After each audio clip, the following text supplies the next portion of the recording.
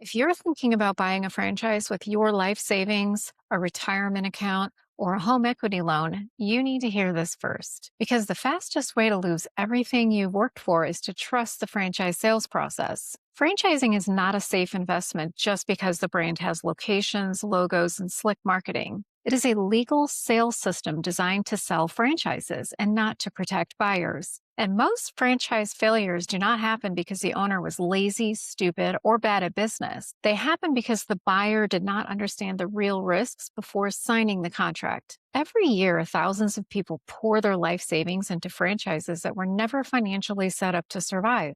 They follow the process the franchisor gives them. They talk to the franchise sales rep. They talk to the franchisor's approved vendors. They talk to a few hand-picked franchisees, and they skim a 300-page legal document they do not understand. And then they sign a 10-year personal guarantee, and often their spouse does too. And then reality hits: low sales, high fees, unexpected costs, no exit, no refunds, and no help. And no legal leverage once the contract is signed. So here's the first rule if you want to keep your money: the franchise sales process is not due diligence. It is a closing funnel.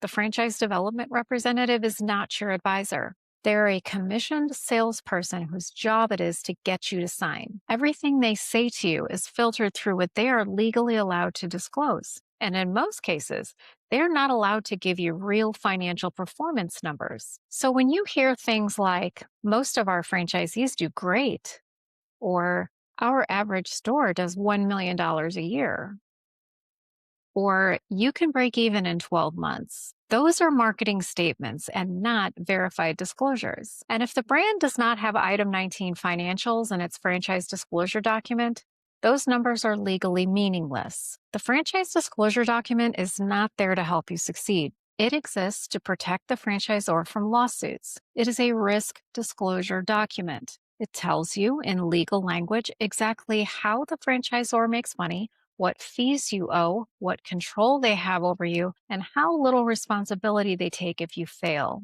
Buried inside it are things like mandatory vendor markups, rebates paid back to the franchisor, technology fees, the marketing fund requirements, audit rights, termination rights, non-competes, personal guarantees, cross defaults, and conditions that let them terminate you if your business is struggling but technically out of compliance. If you do not understand how these clauses work together financially and legally, you are gambling with your future. And almost every franchise buyer underestimates three things: how much cash they will actually need, how long it will take to break even, and how hard it will be to walk away if it fails. Franchisors love to show startup ranges that look manageable. What they do not show you is working capital burn, owner salary gaps, build out overruns, vendor price increases, marketing fund waste, local ad requirements, technology creep, and rising royalty obligations, even when your sales are flat or declining. Running out of cash is the number one reason franchisees fail.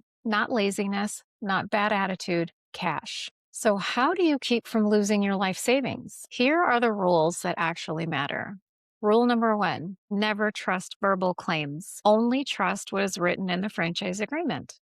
If it is not disclosed in Item 19 or written into the contract, it does not exist legally. Number two, analyze the unit economics before you analyze the brand. If the numbers don't work on paper using conservative assumptions, they won't work in real life. Rule number three, talk to franchisees the franchisor did not handpick.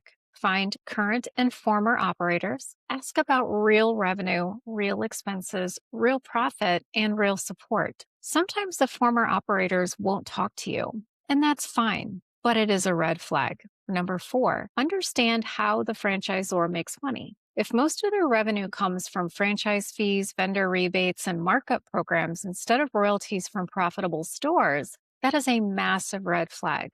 Rule number five, have the contract reviewed by a franchise attorney and the financials reviewed by someone who understands franchise unit economics, not a general business lawyer, not your family CPA who has never read an FDD, a real franchise professional. Here's the uncomfortable truth. Most franchise disasters were completely predictable before the buyer ever signed. The warning signs were in the documents. The incentives were misaligned. The economics just did not work. The risks were disclosed. They were just not explained in plain English and transparent. If you are evaluating a franchise right now, slow down. The sales clock is artificial. The pressure is all manufactured. Your life savings, that's real. If you want help understanding what's actually in the documents before you sign anything, go to franchiserealitycheck.com. This channel exists for one reason: to keep people from learning the hard way.